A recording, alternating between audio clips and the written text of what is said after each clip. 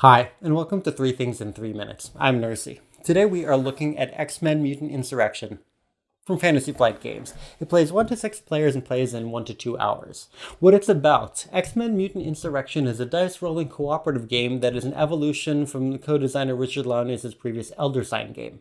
Now, each turn, players will usually send their X-Men to one of several mission cards, assembling dice and rolling them in up to 3 attempts to match the symbols on a card. Players may lend each other abilities, benefit from special abilities if they have bonds, and help each other complete missions. And by meeting all the objectives on the card, they'll gain rewards, such as the help of other mutants if they succeed, or penalties, such as negative bonds or damage for failing.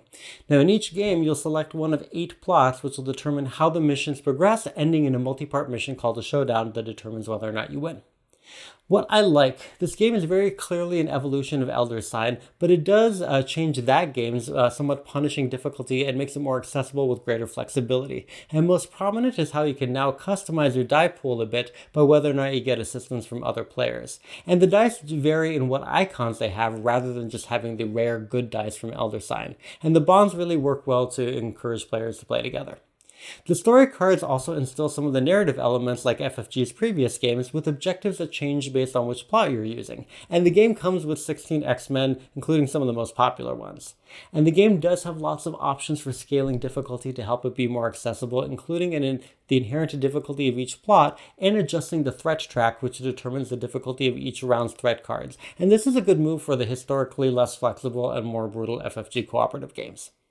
Now, points to consider: the game's mechanics are fairly simple and it makes it accessible, but the abstraction of the dice means you usually don't get much of a sense of a narrative or flavor of the X-Men.